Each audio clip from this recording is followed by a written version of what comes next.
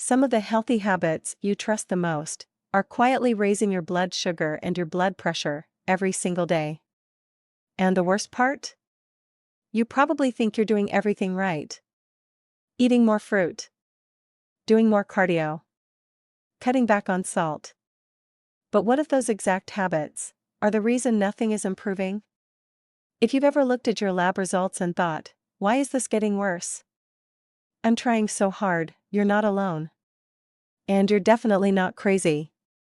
So in this video, I'm going to show you 6 healthy habits that are secretly working against your metabolism. Why do they happen and what to do instead? Because once you see this, you can't unsee it. Let's start with the one that surprises people the most. Here's the thing about health myths: they don't survive because people are stupid. They survive because they sound so reasonable. They have just enough truth in them to feel right. And that's what makes them dangerous. Think about the last time you had a fruit smoothie for breakfast and felt virtuous about it. Or the time you chose a low-sodium packaged meal because you were worried about your blood pressure. Or the evening you pushed through an intense workout even though your body was screaming at you to rest, because you'd read that exercise lowers blood sugar. Sound familiar? I see this pattern constantly, and it breaks my heart every single time. People are trying so hard. They are genuinely motivated, genuinely disciplined, genuinely invested in their health, and yet the information they're acting on is either oversimplified, outdated, or completely misapplied for their individual biology. The frustration is real. I hear it. And I want you to know that if you've been doing these things and not seeing results, or worse, seeing your numbers go up, it is not a failure of your willpower. It is a failure of the information you were given. Let's fix that right now. Habit number 1. I had a patient named Margaret. 62 years old, recently diagnosed with prediabetes. She was determined to turn things around, so every morning she made herself a big beautiful smoothie: bananas, mangoes, pineapple, a splash of orange juice. She was proud of it. It had no added sugar, she told me. It was all natural. Within 3 months, her fasting glucose had climbed another 12 points. Here's what was happening inside her body.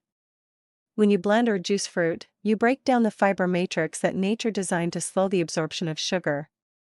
What you're left with is essentially a concentrated liquid sugar bomb hitting your bloodstream within minutes of consumption. Your pancreas scrambles to produce insulin, your glucose spikes, your insulin surges, and if this is happening every morning, day after day, you are training your body toward insulin resistance, not away from it. Whole fruit is not the enemy. A whole apple, eaten with its skin and chewed properly, delivers its sugar slowly. A blended apple with mango and banana does not. The cascade is simple: liquid sugar, rapid glucose spike, insulin surge, fat storage, insulin resistance, higher baseline glucose over time. Margaret wasn't cheating. She was misled. Habit number 2, this one surprises almost everyone. Exercise is good for glucose, right?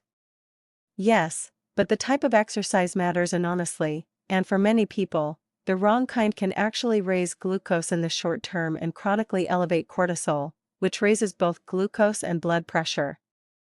Here's the mechanism. When you do prolonged, high-intensity cardio, think 45-minute spin class, hard running, hit every single day, your body interprets that as a stress event. Your adrenal glands release cortisol and adrenaline. These hormones signal your liver to dump stored glucose into your bloodstream as emergency fuel. So paradoxically, after an intense workout, your blood sugar can actually rise, sometimes significantly. Now add to this the fact that chronic intense exercise without adequate recovery elevates baseline cortisol. Cortisol, over time, increases insulin resistance and causes blood vessels to constrict, directly raising blood pressure. I've seen patients with blood pressure stubbornly stuck at 145/90 who, the moment they cut back from daily high-intensity cardio to moderate exercise with rest days, started seeing it come down naturally. Exercise is medicine. But like all medicine, the dose matters. More is not always better. Habit number 3. The low-fat craze of the 1980s and 90s left a scar on our collective health understanding that we are still healing from. When fat is removed from food, it tastes like cardboard. So the food industry replaced it with something that does taste good: sugar, refined starch, and industrial additives. A low-fat flavored yogurt can carry 20 to 26 grams of sugar per serving. A low-fat granola bar can spike your glucose just as aggressively as a candy bar. Low-fat has become a marketing label that essentially means we took out something your body actually needs and replaced it with something that will wreck your glucose regulation. Here's the irony: dietary fat, specifically healthy fats from sources like avocado, olive oil, nuts, and fatty fish, slows gastric emptying. That means when fat is present in a meal, glucose from carbohydrates enters your bloodstream more slowly. Fat is literally a natural glucose stabilizer. Removing it does the opposite of what people think. It removes the brake and lets glucose flood in. Habit number 4. Now this one's a little different because it's less about diet and exercise and more about how a healthy habit, monitoring your blood pressure, can itself cause a problematic cycle. Many people check their blood pressure when they're anxious, after rushing to get somewhere, right after a stressful call, or first thing after jolting awake. They see a high reading and panic. That panic itself triggers a cortisol and adrenaline response, which further raises their blood pressure. They take another reading. Still high. More panic. More elevation. This is called the white coat effect, and it exists even outside of a clinical setting. The habit of monitoring isn't the problem. It's a reactivity to that monitoring. When people see a high number, they often restrict sodium drastically, sometimes cutting it so far down that they create electrolyte imbalances, which also destabilize blood pressure. Or they immediately double down on whatever they think is helping, often creating more physiological stress in the process. The cascade looks like this: anxiety spike in BP, panic more cortisol, sustained elevated BP, overreaction in diet or medication imbalance, worsening instability. The reading becomes a self-fulfilling prophecy. Habit number 5. This one has a certain logic to it that I completely understand. If glucose comes from food, then eating less often should keep glucose lower, right? The problem is that your body doesn't work in such a simple linear way. When you skip meals, particularly breakfast, your liver interprets the fasting period as a threat. It activates something called the counterregulatory response. It releases stored glucose through a process called gluconeogenesis, and your cortisol rises to mobilize energy reserves. By the time you finally eat, your glucose may already be elevated, and then the meal you eat causes an even steeper spike because your body is in a heightened state of metabolic alert.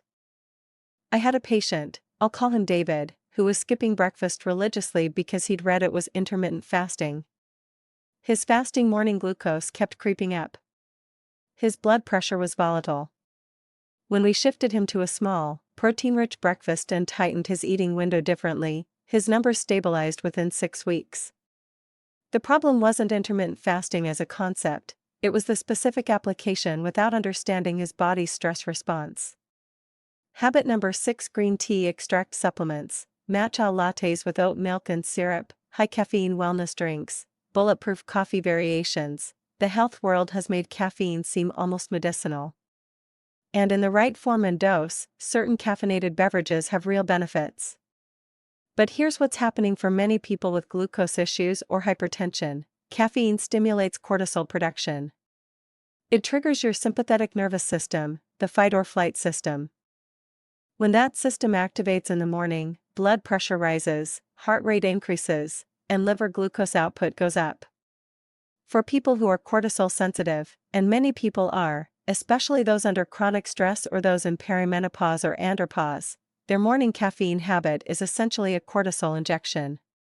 Add a sugary syrup to a matcha latte, or pair that black coffee with a piece of toast and jam, and you've created a perfect storm: cortisol-driven glucose release plus dietary sugar spike plus blood pressure elevation. All before 9 a.m. All while believing you're doing something healthy. So what do you actually do? Here are 5 concrete, evidence-informed shifts that can make a real difference. First, eat whole fruit, never drink it. If you love fruit, keep loving it. But eat it whole, with its fiber intact. Pair it with a protein source like a handful of nuts or some plain Greek yogurt to further blunt the glucose response. This one swap alone can meaningfully reduce your morning glucose spike. Second, prioritize strength training over chronic cardio. 2 to 3 resistance training sessions per week, body weight, bands, or weights, build lean muscle mass, which acts as a glucose disposal machine. Muscle tissue absorbs glucose from the bloodstream without requiring as much insulin. Walk daily, move regularly, but reduce the chronic high-intensity sessions that are hammering your cortisol. This approach is often far more effective for blood pressure and glucose than people expect. Third, embrace healthy fats and ditch the low-fat label entirely. Avocado, extra virgin olive oil, wild salmon, walnuts, full-fat unsweetened dairy, these foods slow digestion, stabilize glucose, and support healthy blood vessel function. Start reading ingredient labels, not just the nutrition facts panel, and if a product says low fat, look at the sugar content immediately. Fourth, create a consistent, calm blood pressure monitoring protocol. Take readings at the same time each day, ideally mid-morning, after you've been sitting calmly for 5 minutes, not right after exercise, coffee, or a stressful moment. Take 3 readings, 1 minute apart, and average them. This gives you data, not drama. And if your numbers are high, focus on the trends over weeks rather than panicking over single readings. Fifth, don't skip meals, restructure them. Instead of skipping breakfast, try a small, low-glycemic, protein-forward morning meal within 2 hours of waking. Think 2 eggs with half an avocado, or a small bowl of plain Greek yogurt with some berries and walnuts. This signals to your liver that food is coming, suppresses the counterregulatory glucose release, and stabilizes your cortisol curve for the whole day. These aren't fringe ideas from the alternative medicine corner. The evidence is deep and it's mainstream, it's just not making it to your breakfast table fast enough. A landmark study published in Diabetes Care demonstrated that resistance exercise reduced HbA1c, the 3-month average blood glucose marker, significantly more than aerobic exercise alone in individuals with type 2 diabetes. A meta-analysis in the Journal of Hypertension confirmed that chronic psychological stress and elevated cortisol are independent risk factors for sustained high blood pressure, entirely separate from diet and sodium. Research from Stanford's nutrition department has consistently shown that liquid-form carbohydrates, even from whole fruit sources, produce dramatically higher and faster glucose responses than solid, intact food. And the low-fat paradox? The PRIDIME trial, one of the largest and most rigorous dietary studies ever conducted, showed that a diet rich in olive oil and nuts, without fat restriction, significantly reduced cardiovascular events, including stroke and heart attack. Not a low-fat diet. A high healthy fat Mediterranean diet. This is science. It's not radical. It's reproducible. The problem is that it takes time for research to filter into everyday health advice, and in that gap, people are following outdated guidance and wondering why they aren't getting better. Here's what I want you to take away from today: the body is not a simple machine. You cannot apply a one-size-fits-all health rule and expect it to work for your specific biology, your specific stress levels, your specific hormonal landscape, and your specific history. And that's not a flaw. That's what makes you human. The goal isn't perfection. The goal is informed decision-making. When you understand why something is happening inside your body, you stop blaming yourself for the lack of results, and you start making smarter, targeted changes that actually move the needle. You now know that liquid fruit raises glucose faster than whole fruit. You know that intense daily cardio may be raising your cortisol and destabilizing your blood pressure. You know that low fat often means high sugar. You know that skipping meals can trigger a glucose-raising stress response. You know that your blood pressure monitoring habits and your morning caffeine ritual might be working against you. That's real knowledge. And real knowledge is real power. I want to challenge you today to pick just one habit from this list, the one that resonated most with you, and spend the next 2 weeks doing it differently. Just one. Small, informed, consistent choices compound over time. They always do. If this video gave you something valuable, share it with someone you love who might be caught in one of these habits without realizing it. Drop a comment below and tell me, which one surprised you the most? Which habit have you been doing? I read every single comment, and your experience matters to me. This is Dr. Ava Harper for the Health Truth Code. Take care of your body. It's the only one you have, and it is absolutely capable of healing when you give it the right information. I'll see you in the next one.